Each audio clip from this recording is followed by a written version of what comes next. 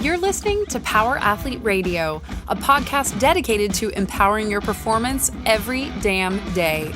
Join former NFL pro and Power Athlete founder John Welborn as he dissects the greatest minds in strength, conditioning, and more. So whether your goal is to be the hammer, destroy mediocrity, or simply move the dirt, you've come to the right place. Now with the warm-up done, let the gains begin. Hey, welcome to another episode of Power Athlete Radio.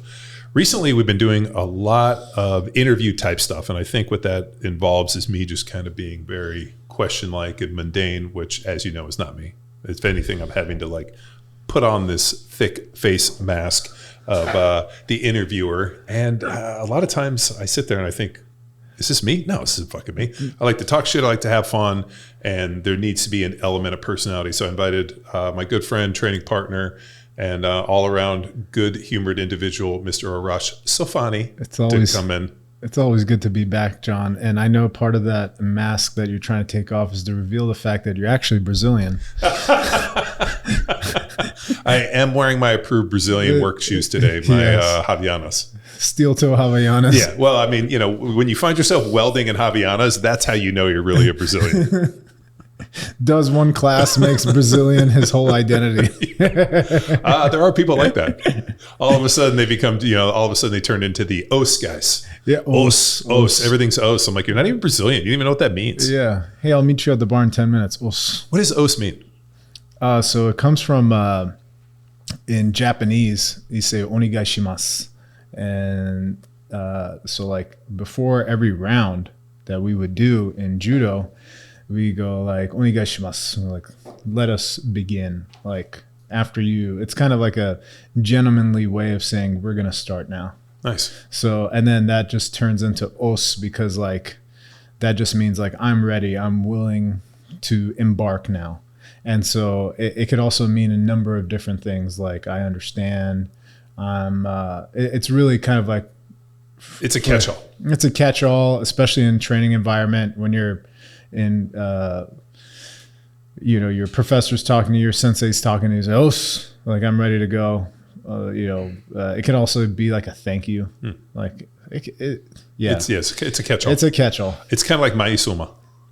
Well, maizuma is very specific. It just means one more. Which in your book means you could always do one more. Yeah. Well, it doesn't matter. It's you want to roll maizuma, let's one more. Tequila soda, maizuma. Yeah. You want a steak? Maizuma. Yeah. Everything's I'll take one more. Yeah. So, I'm glad you invited me here today because we're on the aftermath of our buddy Felipe Costa coming off of his world championship win. And first of all, it was a super emotional time for me because I was just dude. Well, I know you texted me, are you watching this? Of course I'm watching this. Yeah. I was so wrapped up in the idea that he achieved what he set out to do. I forgot because Philippe's just our guy, right? Yeah. So go in, train, we lift weights, we recover together, all these kind of things. And I got so familiar with it that I forgot that this guy's actually the best. And he went out and did it. And I just got overwhelmed with emotion. I cried there on my couch. I could see you getting glossy here. Yeah, a little bit. Well, I mean, to be there every step of the way in this journey. Yeah. And it was amazing to see. I did a post today on it, 2022 when he shows up and, he had these first year black belt and, hey, this is what I want to amass. This is what I want to attain. These are the goals that I have. One of them was I want to get a green card. Can you help me with that? The training, all of these pieces that have come to fruition in 2024. And it's cool to see a young guy coming into their own. Yeah. He had a bit of a rough start in 2024. Yeah. And there was a few little rocky points in this. I mean, I know he went into that who's number one and didn't perform the way he wanted. So I was a little nervous going into ADCC, but like a big boy, he flew down to Brazil. He wins, the Brazilian ADCC final and then comes in. And I was a little nervous. Yeah. And then he went out there and somewhere in that ADCC adventure, he matured like I've never seen. And, he ends up losing to Giancarlo and then goes into that, which was the bronze medal match. And that dude literally got him in like a heel hook, like toe hold, leg lock, like deal. And I'm looking at it and I know that dude broke his foot.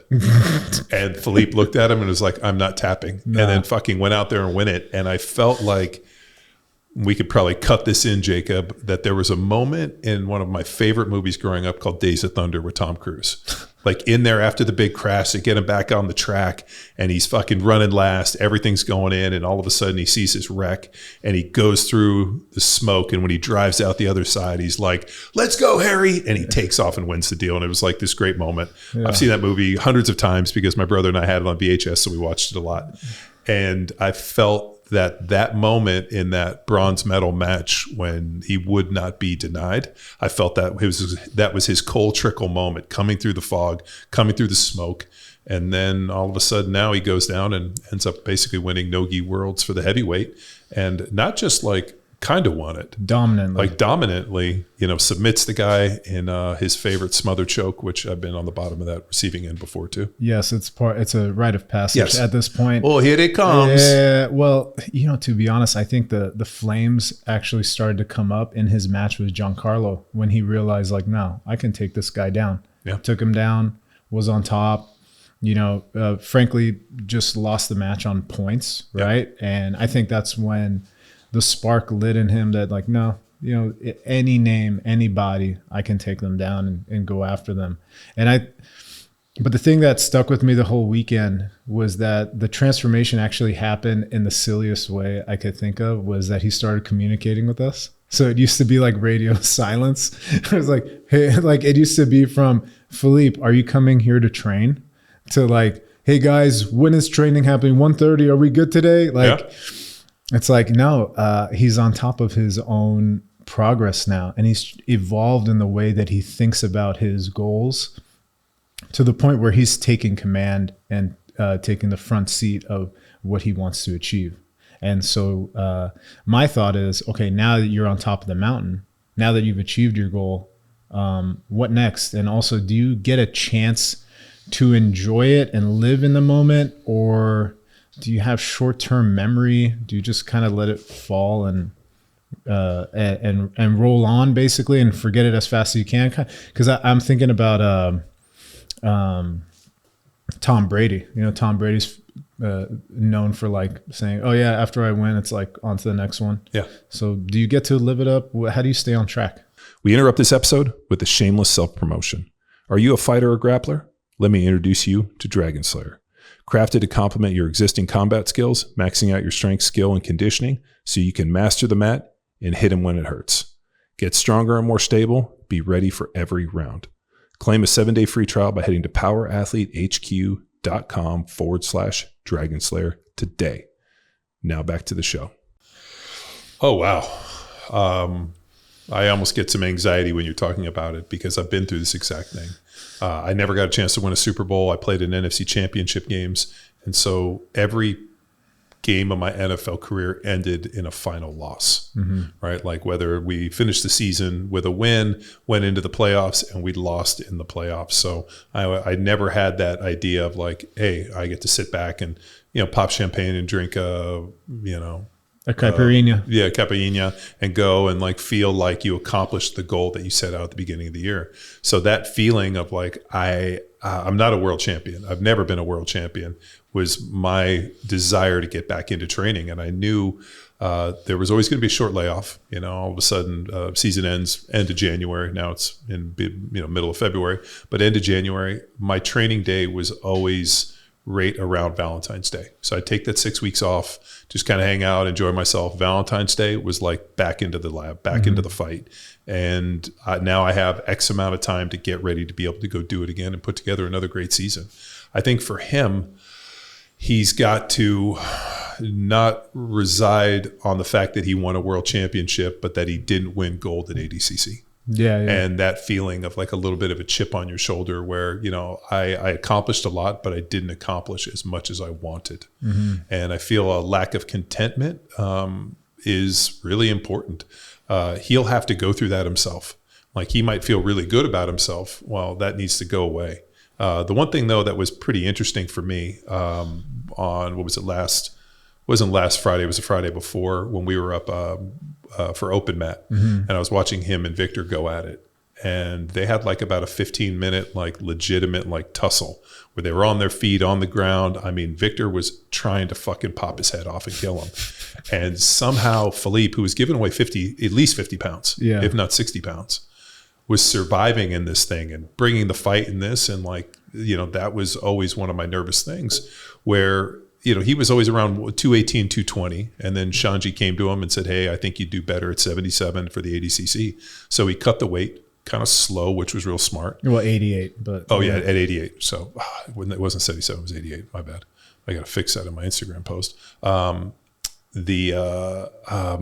he cuts the weight, and one of the factors in terms of weight cutting, especially if you have to do it in like, a shorter period of time, we had enough time where we knew we could cut real slow, and we kind of changed the training up where we stopped doing so much kind of like almost like giving them a little bit more rest time in between training, in between the different sets and reps and whatnot. So we were doing like really focused quality of movement. We kept the reps a little bit lower, 3s and 4s, and just worked on maintaining his strength.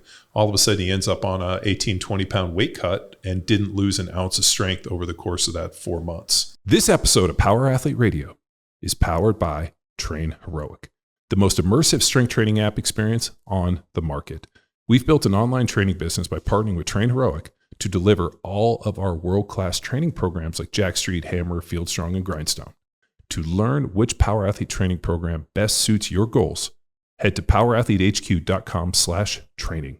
And if you're a coach looking to build a business with the best training tech in the business, head to trainheroic.com/powerathletehq. And now back to the show. It got stronger in some aspects. Well, I mean, just in the weight room or the barbell, we did not see a decline, which I was expecting to see. All right, if he cuts 10%, if he's 220 and he cuts down to 200, 10%, it would be standard that I'd see a 10% loss in strength. Just, now you don't have the mass to move it as fast as you wanted to. And I didn't see him come off. And actually the way that I was gauging everything was in the superhuman protocols when we were doing the Echo Bike sprints. His max effort, his peak wattage actually went up. So he somehow found a way to lose 20 pounds, not really lose any muscle, and his peak wattage went up and his conditioning went up. What a scary thought. It really works out like that. Like, talk about, if anybody was fucking shocked, it was me. And I remember thinking as I'm charting the numbers and the way that I was testing, this whole thing was, every 4 days we do the, max effort, superhuman protocols. And I was charting that whole deal. All of a sudden now his peak wattage was going up and his repeats were actually able to hold at a higher deal. So he lost 20 pounds. I think it comes down to the weight that he was carrying, was excess body fat that wasn't helping him. And maybe the fact that, he increased his conditioning, got stronger. We didn't do a pre-DEXA scan. No, that would have been very interesting, as well as a cortisol measurement of all his training partners who had to deal with his increase in conditioning, because every slap, tap, and bump before a round would cause anxiety in me because of how good his conditioning was. Also, I'd like to mention he was pretty religious about his zone 2. Yes. So yeah, we started using the Morpheus. Thanks, Joel Jameson, for that. And we started tracking his volume on the Morpheus. I wasn't necessarily obsessed with his training volume intensity, using the Morpheus, but we were using it in all the zone 2 stuff. The training, I was trying to keep the rest down a little bit. So if all of a sudden I saw distress, just trying to backing a little, because I knew his training volume was high and we were getting so much zone 2 work.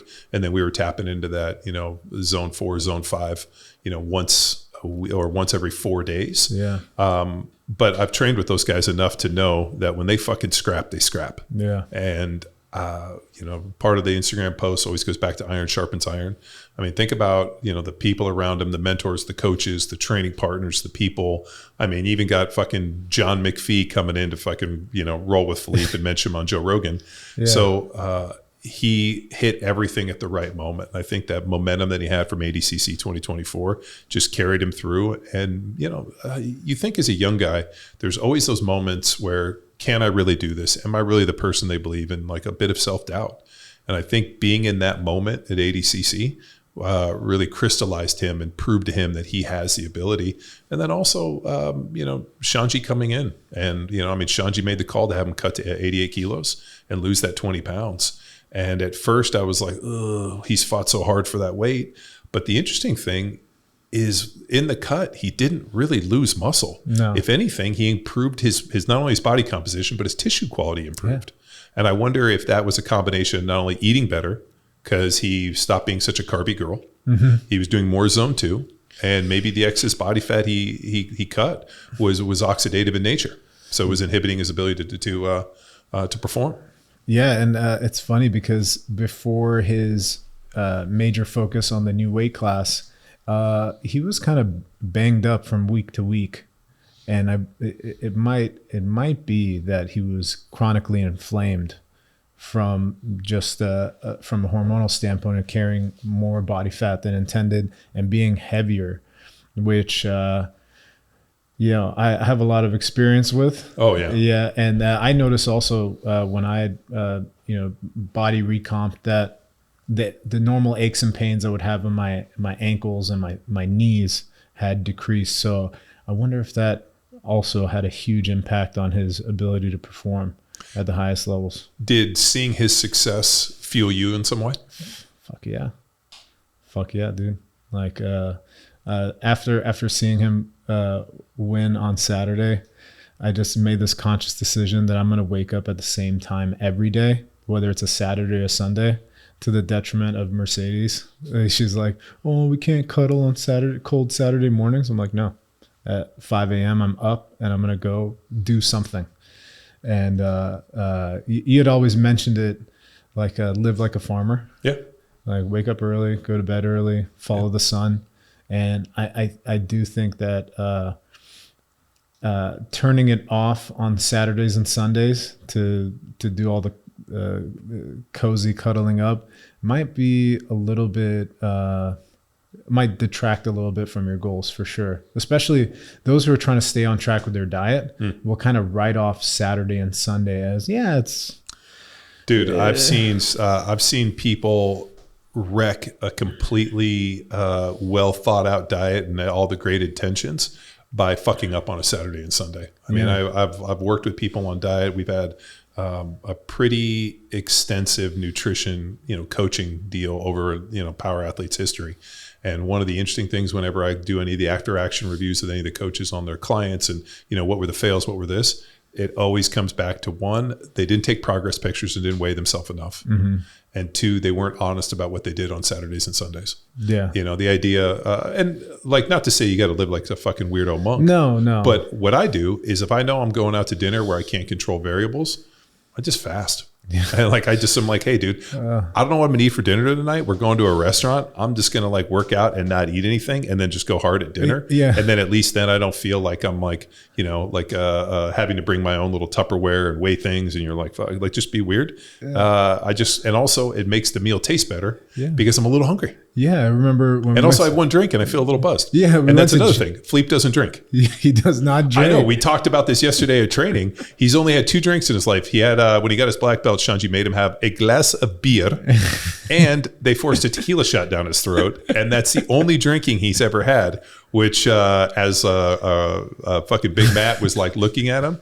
I thought Big Matt was going to fucking shake his neck. I remember the disappointment you had for us when you were like, hey, none of you guys fucking party or stay up all night? This is so weird. How do you guys? It's a different generation. Yeah. You kind of half expect us to be under recovered because we were fucking off on Friday nights and Saturday morning. I am completely fucking landslide blowing off the fucking mountain with... because Shanji comes from my generation, sure, where it was you're an athlete, you go hard, like you go hard in the training room, you go hard in the weight room, you go hard in the, when you go out, like there's never a shift into neutral and coast. Yeah. So to meet young guys that are like, what are you talking about? I don't do that. Yeah. I'm like, what the fuck? I've got a steady girlfriend at home. She's making me brownies. I don't drink. And on Sundays I go to church. I'm like, what? What What do you mean? Stop being so well adjusted. Yeah, look at you guys. But I'll tell you, Will Fries was another great example. Yeah. You know, Fries shows up. I mean, that kid at 26 or 25, whatever he is, way more fucking switched on than I was. He was like polite. I mean, all these other things. I'm like, dude, I was beating my head into a wall at your age. Yeah. I was like like a car on fire, you know, wrecking my way through life. Yeah. So, I mean, these kids have the vision of something I probably didn't have into my 30s and their 20s, which like also gives me a little bit of longing because I don't get to hear the stories, but it's a good thing in that they probably don't have to go through those trials and tribulations to figure out that if success is what you want, it doesn't come on a fucking flaming car driving 100 miles an hour down the road. Does part of that come from the accessibility of information and being able to study the past better? Because now they're more connected than ever? Part of my deal, I think, came from some of the older guys I was around. I'll give a tap of my hat to Mr. John Runyon, who was a believer that if you played good on Sundays, it was probably because you were nursing a hangover. So we'd drink a bunch on Friday and be a little hungover on Saturday and Sunday, and then go out and fucking just split wigs and just be pissed off. Yeah. And unfortunately, that is not a performance driver. And then, you know, hanging out with Tony and those guys in the off season, they like to go hard. And there was just everywhere we went was like, there was no, I don't drink. Like, no, I don't like pretty girls. Like, it just kind of was like the environment we were on. Yeah. I wonder now if I had gotten married early on and had a family, if like I would not have lived that same kind of nomadic life. Like I was a little bit of a road warrior, like legitimately. With the hair and the rings to match. Dude, if you look at any pictures where I got long hair and, you know, I got the bikes up in the shop, people ask me about them, like that rigid chopper I used to ride in Philly. So, but my joke to Felipe yesterday is, if you're not young and stupid when you're young, how are you going to learn things when you're old? No. Like I have the bank of fucking stupidity in the backside of this thing for me as an adult to be able to give sage advice. Hey, John, what do you think of this? I'm like, well, let me give you a little bit of advice. So every NFL game, every professional game that I went into, I always had the same outcome. I want to try to catch maybe somebody on their off day, right? Like that was kind of my joke. In reality, what I wanted to do was I wanted to catch the best player in the world on his greatest day, and I wanted to go out. And I was very fortunate to play pretty well. And I remember after every game, I used to call my brother just because I like to talk to him, but also had a tradition. And the conversation would always go the same. I'd always be like, did you watch the game? He's like, yeah, I watched it. I'm like, what'd you think? And he was like, man, you did good. And my brother played offensive line and was my first coach, so he'd always give me some critiques. And he's like, man, you played good. And I'm like, yeah, I caught that guy. I just happened to catch him on a bad day. And he laughed one time and said, you've been catching people on the bad day for 10 years. Yeah. And I said, when I hope to go out there, I hope that I'm catching the guy on, at the peak of his, physicality, the peak of his NFL career. I want to play against the best player on the biggest stage and be able to do my best, have the greatest battle. And at the end of the game, I would never have been like, that guy was his best. And I bested him. So my way to kind of back it off a little bit was like, man, I think that guy had an off day. There's no way I could have done what I did unless that guy had an off day. So in my mind, I kind of built everybody up as, like if I'm Rocky Balboa, he's, Clubber Lang and, Apollo, and I'm just hoping to get in there and fight it out. And that was my mindset through everything, that everything was stacked against me, that I was, bottom of the rung, that these guys are, going to take something from me. Mm-hmm. And I think in my mind, I built that up. But the problem is when you do that kind of mental gymnastics with yourself, you never really enjoy anything, right? Because you can never really kind of ever beat your chest. And I remember, and this is completely fucking hilarious, but the last preseason game when I played for the Patriots, I got hurt in that last preseason game, and I finished the game, and I got off, we got dressed, we were on the plane flying back, and I remember normally I would just kind of hang out and listen to music, but I kind of dudes were pouring drinks, and I kind of had one, and I felt as if I was like, you know what, I know I'm hurt, but all I have to do is get to the first game. And then in the NFL, once you're a vested player, if you're on the game day roster for the first game on the game day, your contract's guaranteed for the rest of the year. Gotcha. So I knew, I was like, I'd never been cut. So I was like, you know what?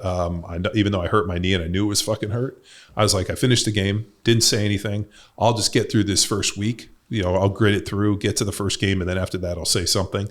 And I kind of like allowed, and I had this game plan in my head, and I allowed myself to kind of relax and kind of enjoy the moment a little bit, not realizing that would be my last moment playing football and being in that environment. I like enjoyed it, had a drink, kind of laughed, and kind of was bullshitting with guys and having a good time, thinking to myself, I got a game plan for this. I'm going to relax a little bit. And then sure enough, we fly back at 3:58. I get a phone call from, the new North Carolina head coach, Bill Belichick. Hey, John, I need to see you in my office. And I was like, fuck. So I go in, they tell me, hey, we got to make a roster move. We're going to release you today and re-sign you tomorrow, which felt weird as fuck. I think what they knew is they knew my knee was fucked, and they couldn't like put me through a physical, find it, and then without me, just basically just a move. So then when they went to re-sign me, I had to go do the MRI, came back, and they were like, your knee's fucked, we can't re-sign you. And I remember I called, and they told me this as I was driving back from, like, literally they MRI'd me on the drive back from the hospital. They called and they cut me. And I pulled in, and I went to put my coat in. It was dead, off. And I like hit the hey, John Wellborn, hold on. And this dude came out with a box, and it was my shoulder pads and my cleats, and that was it. Like there was none of my like shorts or gear, or any of my stuff, like none of my shirts, nothing. Or your industrial lube? Yeah, well, no, I mean, I kept that all at home, but they fucking took everything, and they just handed me my cleats and my shoulder pads.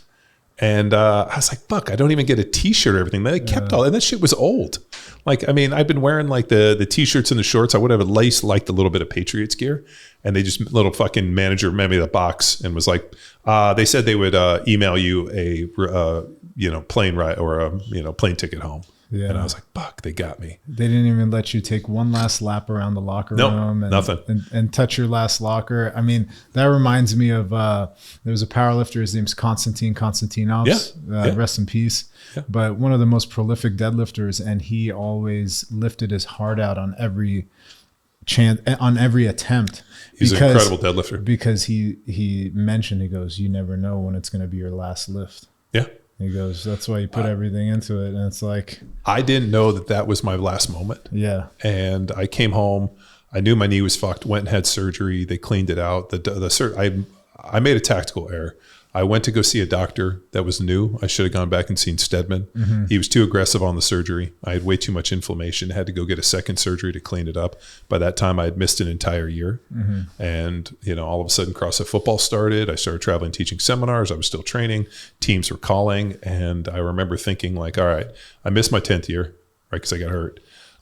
Now all of a sudden here I am like in 2011 have to have another surgery, and the knee starts feeling better like into like the off season in 2000, and which would have been my 11th year. Yeah. And the NFL's changed dramatically. I remember being 29 and people giving me high fives. I turned 30 and that next day people were looking at me sideways. It was as if like you turned 30 and there was an expiration date on your milk that like hit that day. Yeah. And now the NFL's kind of changed because you guys like Tom Brady are playing into their 40s, and they're not as Kelsey's in his 30s. It's not as black as white. Yeah. Not as black as white. Well, but I also think players have for social media and many, many other reasons. They have just added more longevity to their careers, and the quality of the player, the younger guys, I don't know is as high. Mm-hmm. And the reason being is when I came in, and I actually had an interesting conversation with Fries about this, the amount of hitting and pad work that I had in my rookie year training camp.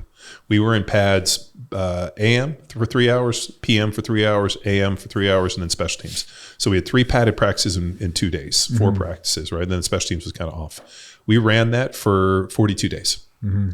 So the amount of hitting, it was 9-on-7, 1-on-1. I mean, this was fucking live bullets. The amount of hitting that I had in that rookie training camp is more hitting than an individual coming into the NFL now will probably have over the course of a 10-year career. Yeah. Right. And then I played for Dick Vermeil, which probably fucking carved about 10 years off of my career. So I think the difference is there was an expiration date when I played of about 10 years, just because the amount of volume of hitting that guys did getting to that point was so much. Now, after 2009 with the CBA and what we've seen, I remember Tony Gonzalez calling me and is like, dude, if we had played under this, we would all play as long as we wanted because of the physical requirements. So it's just not as demanding as it was. But unfortunately, like jiu-jitsu, the only way you learn your craft is in the gun, learning it. Like I do enjoy going to class and to practice. I break like the learning aspect of class different than practice, because when we rolled like what we did on last Friday when we went and rolled with Victor, like that was practice. Yeah, right. He like, hey, we'll work on one thing and then let's go live bullets. And that was fun because I got to roll for 10 minutes, and then the last like 20 seconds, fucking Victor kept submitting me. Yeah, you got a nice submission on me too. Well, I'd like to add that rolling with John, you may get into a good position, but you'll actually get tired holding on to him.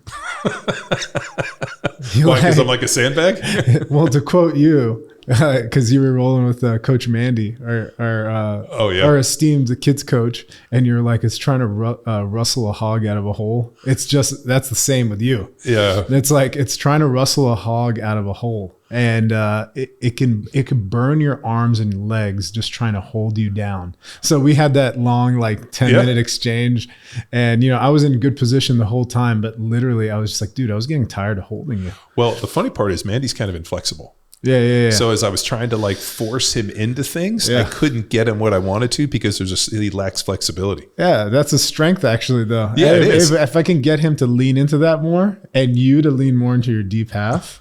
I think Victor's deep half propaganda campaign on you is going to work. I feel like deep half a guard player. I feel like if deep half is kind of like residing to the fact that you don't have the other jiu-jitsu skills, so you're just a bottom half deep half player. Listen, you can call it what you want, but you end up on top, baby. Well, I'll tell you. You're money, baby. You just don't know how money you are. John Walsh is a fucking deep half guy. There you go. And, his basically, I mean, just when we rolled the other day, man, I was like, and here comes the coyote guard. Yeah. And since we're talking about jiu-jitsu, should we bring in our guy? Let's finish this one, right? The lean mass. And No, I think in the motivation piece, let's keep that going. To have the motivation for him to be able to extend, he cannot be content with just being a world champion. Yeah, which is something that I wanted to add when you were talking about, getting injured in the preseason game and then not knowing that was going to be your last game. You were still working on something outside of playing, which was the CrossFit football. So it seemed to me that you didn't rest on your laurels, even if your main thing at that time was football. It's almost like you developed a habit of hard work over just the actual playing. So I appreciate you kind of giving me a compliment, but it was anything but. So I had this this really kind of a fucked up mindset a little bit, in that I really enjoyed playing football, but I've always been afraid to ever admit that I really loved or enjoyed something, because what happens if it gets taken from me? Do I have the ability to deal with this? And I really loved football, but yet it was so fleeting. I mean, I played so well in Philly and I got hurt, and then, I get into that contract deal and I get traded, and then, Carl Peterson fucks me over in that deal. And, and then all of a sudden magically I test positive for some bullshit, and then they suspend me, which was completely unwarranted. And so I think I was so in and out that in my mind, the only way I could deal with this level of turmoil was by I don't really fucking like this. I'm going to walk away at any time. And I retired at one point, right? When they went to redo my contract and I was just in a bad position, I was so negative, I just fucking retired, and I was going to go to law school. And it was actually Will Shields, Hall of Famer Will Shields, called me on the phone during training camp and was like, dude, I need you to unretire and come back and play. I can't let this be my fucking end of my career. These guys are fucking awful. And I had this weird feeling of I don't want to let him down. and I loved Will. He was, I still do. But like I had a ton of respect for him. And the fact that he called me on the phone and said, dude, I need you to come back. I fucking unretired. And I came back and took me 4 weeks to get back in shape, and I came back and fucking started. So I like had that, like there was a lot of turmoil. And I think because of it was because, whether I was impetuous or, hot-headed, whatever it is, there is a better version of the way that I did it, that if I had somebody like me to mentor me, been like, slow the fuck down, let's look at this, and that's why I've worked so hard to try to mentor you and Arash, and Felipe and Victor and even Fries and some of the guys I'm around, because I made a lot of fucking mistakes. And the mistakes were at my own, like my own hands, just by not being, and if I had just had some better mentorship, I think my agent was a shitty fucking mentor. I think he was just eyeing money. How can I get money today? And put me in some bad positions that in hindsight, I shouldn't have been in. And you pay people, you bring people on to mentor you and hopefully give you the best information they can. And I think when you're young, and this is where I joke back that maybe some of the Stoic stuff that I read when I was young kind of fucked me up because I was very white, black and white. And I wasn't as seasoned in the business as I needed to be. And I didn't, I thought I knew everything, which is the hallmark of youth. But I believe that there's a better way that I could have accomplished what I wanted to. And if I had somebody like me to mentor me. And unfortunately, I think sometimes you gotta, have your feet to the fire and live close to the flame to be able to give this advice later on. Thank you for fucking up. Yeah. Because you, I'm sure I'm going to have many opportunities to say thank you, but thank you. Yeah. I think regret is an interesting deal. It's a lot like guilt. Yeah. Right. You can either walk around with it carrying heavy luggage, or you just set it the fuck down and learn from it. Yeah. So I don't have do I regret some of the ways I handled some things? 100%. No. Were some of them, me reacting to how people were treating me by me not understanding that football is a fucking dirty business? 100%. Could I have handled them better? Yes. Did I listen to some people I shouldn't have? 100%.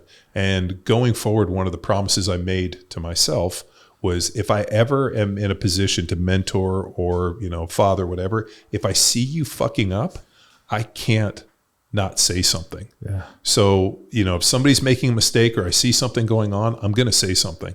And you have the ability to either take it and say, hey, you know what? I'm going to listen to John, or I'm not going to fucking listen to you. And I'm going to do what I want. And if that's the case, at least I said what I did and how I feel. But you have to be a man and make your own decisions. So I can't fight those for you. But if I see you making a mistake, I'm going to tell you. So I think for Felipe, if he wants to be successful going forward, he cannot be satisfied with just winning a world championship. Shanji was a 10-time world champion. Victor's won numerous. If he wants to be in the same conversation with like the Shanji Haberos and Lovatos and people that are within what I call, the Habero lineage, like Salo and Shanji, like I kind of look at this like, umbrella. And I remember when I was reached out to by another jiu-jitsu team to work with one of their athletes, when I approached Shanji about it, Shanji made this thing like there's, this is our umbrella. These are our people. Those aren't part of our people. And this is our community. And it's, Shanji and Salo and Lovato and you guys and this, like, these are our people. And he's like, we don't really deviate outside of that. I don't know if that's good or bad, but, it definitely is important to know who your people are, where you come from, what your lineage is, and more importantly, what the goal is, and that everybody has your best interest at heart. So I think the one thing he has mentors and people around him that have his best interest at heart.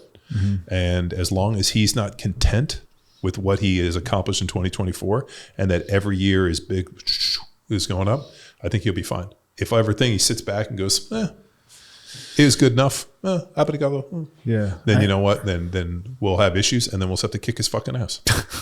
So, part of what makes me so happy for Felipe and his recent achievement is that when you're talking about all the regrets that you had as an athlete, is seeing him write, mine and like many others are wrongs and rise above them. I think that's what moved me the most, was that he sang our redemption song for us.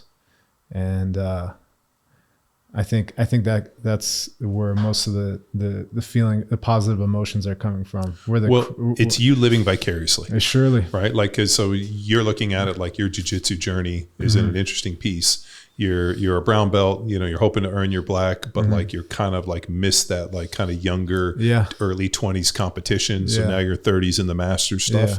So you're seeing him accomplish something and you get to live vicariously through him, which is exciting because you get to go out and see our guys that we train with at every moment go out and like live the dream that like you secretly want inside. Yeah. And as long as you're okay with living vicariously and feeling like, hey, you know what? Like if he wins, we all win. Yeah. Where that becomes poisonous, if all of a sudden you think, well, why not me? Sure. How come him?